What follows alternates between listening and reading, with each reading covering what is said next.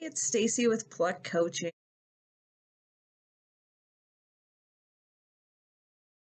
So I get a lot of questions from my clients and prospective clients about work-life balance and having a side hustle. It always seems like the people who are doing it have multiple balls in the air, that they're handling multiple businesses and they're doing it flawlessly, right? Seamlessly. It's just so easy. You just pick up this side gig or you start a business on the side and bam, just like that, instantly it's successful. Well, obviously that's not the case. There's a whole lot more that goes into it in the background. And I just did a class today on side hustles, how to manage them, how to dream of them, how to plan for them, how to grow them, and then how to sustain them. Because those, frankly, are a lot of my paying clients' biggest challenges. So, depending on where they're at in the various stages, I talked about 4 stages. Now, I call them stages, but they're not really stages because what you'll find is that you're going to bounce around between all of them and you're going to come back. Every time something is not working, you've got to come back to a different part of it just to figure out what maybe needs to change, what needs to adjust, how to move forward so that you know what your next step is and so that you're always moving positively forward in your life and with your side hustle. So, as we talk about it, the 4 stages are dreaming, planning, growing, sustaining. Dreaming. The reason this one is so important, I'm not talking about, oh, I'm going to, build this business or I'm going to make this retail store and it's going to take off and I'm going to make all the money and it's beautiful and this is the lottery dream home I'm going to buy with it. That's not quite the dreaming that I'm talking about. The dreaming that I am talking about for you here is, why are you doing this? Why do you want a side hustle? If it's for the money, great. Let's get you the best side hustle we can that gets you the most bang for the buck, utilizing your skills. And sometimes that might mean a part time job or bagging groceries or driving for Uber or whatever that looks like. If your motivation is money, let's get you the best bang for your buck in that way. If your motivation is like mine, a career change, well, that's totally different.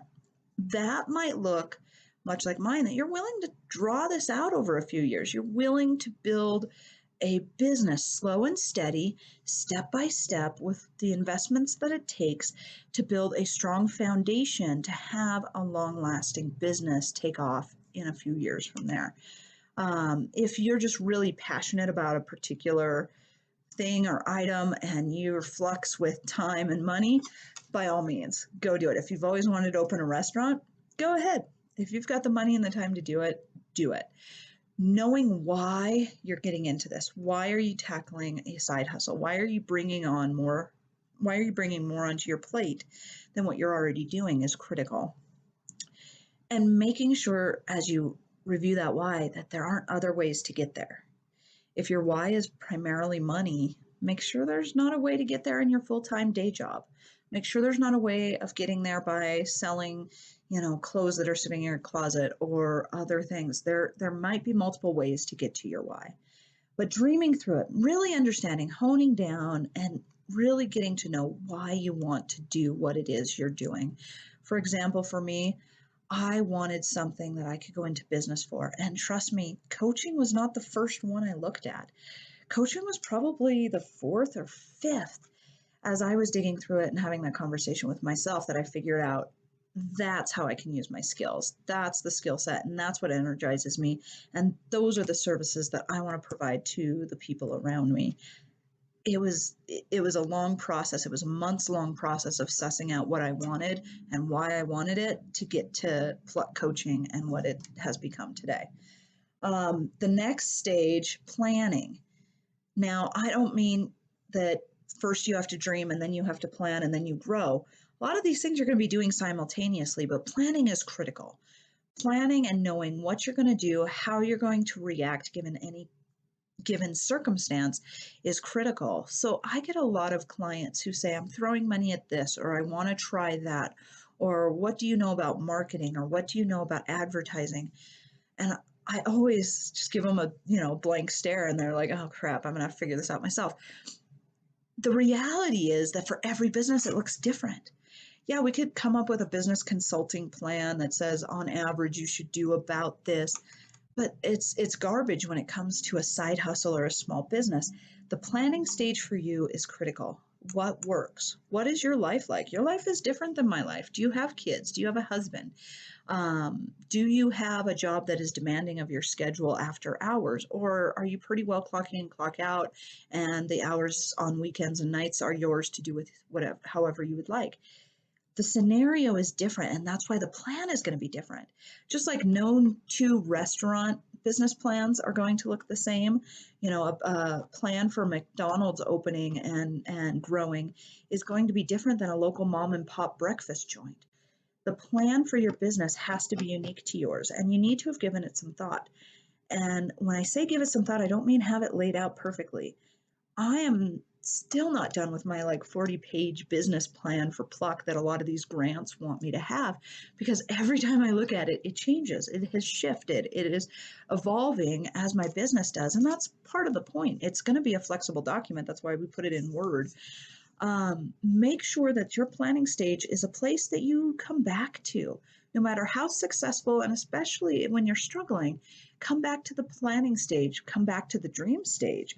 Make sure you understand why you're doing it and get back to the planning where you can figure out, okay, who do I need to be meeting with? If I don't have clients coming in, what are those seeds that I need to be planting now so that those clients come out of the woodworks in 6 months and start booking my services or buying my product?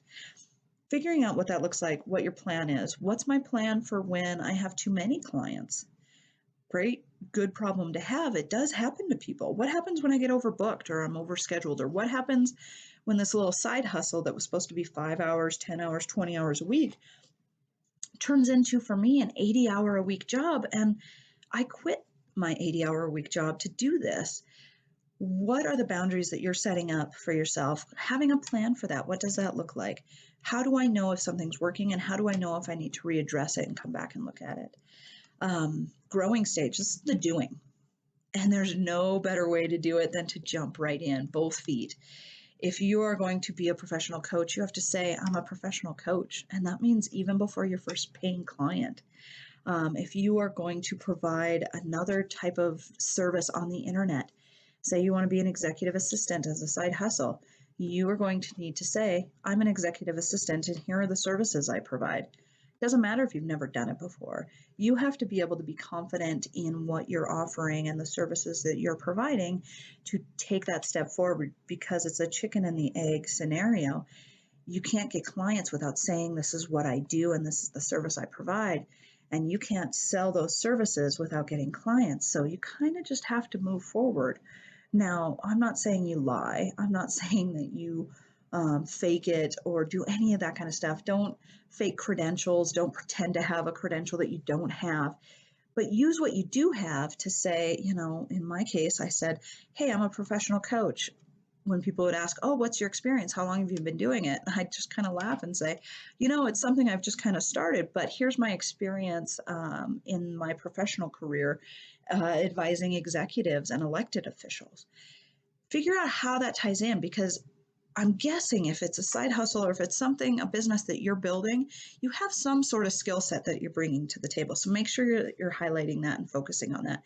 The growth will come.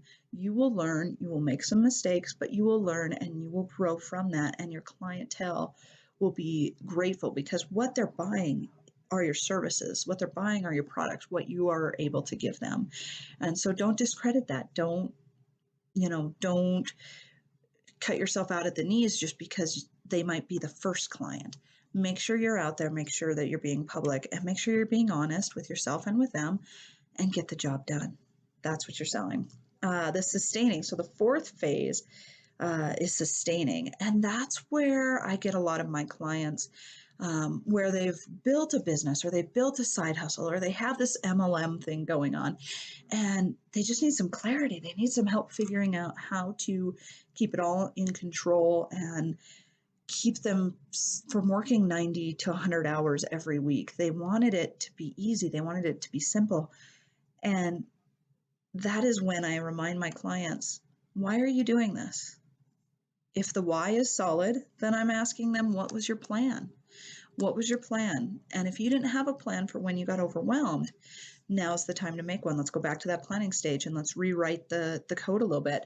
Let's make a plan for how you are going to manage when things get crazy. Because in business, it's not, growth isn't this, like your growth phase is not going to go straight up like that. That's an anomaly. It does not happen, not even for the big guys. Growth is something more, going up and down, ebbing and flowing. You're going to see good times, bad times. It's just a matter of fact. It's going to happen. So, what are the things you're going to do while things are good to continue bringing new clients in, to continue a baseline level of service, to continue to maybe take those vacation days and to maybe have that extra spending money for yourself, those reasons you took on a side hustle in the first place. And then what are you doing when times are down? When things are really slow, is that when you're catching up? That's when you should be updating your prices. That's when you should be updating your website. That's when you should be out there going to networking events that you didn't make it to last month because you were overwhelmed with client work. um, your side hustle, no matter what it is, if it's an MLM or a side business, or you're just a part-time employee for another organization, make sure that it matches, make sure that it fits with your life. All of us can withstand, hustling and working hard for a small amount of time, but nobody can do it for the long haul. None of us are going to do well for anyone, especially ourselves, putting in 80, 90 hours a week. You just can't. Can you do it for a short time to push through to get to a certain goal, a financial goal, or people who want to become partner at a law firm or something like that? Yeah, you probably can. But make sure you know why you want that and that it's worth it, that the effort that you're going to put into it is worth it for the long haul going forward. So the four stages of kind of having a side hustle or having, a gig, a business, any of those things, is the dreaming, the planning, the growing, and the sustaining. Make sure that you're spending time in all of those, no matter where you think you are in the life cycle of your business. You have to spend time in all of those areas to really see success and to have long term success. So, figure out kind of where you're at. If you have any questions in regards to your particular situation or your business, reach out. I would love to hear what they are, where you're struggling, because odds are it's something someone else has struggled with already as well. So, thank you so much. Good luck with the side hustle. It's never easy, but if you're in it for the right reasons and you keep a clear head about how you're going to do it, you're going to get some cool things done. Good luck.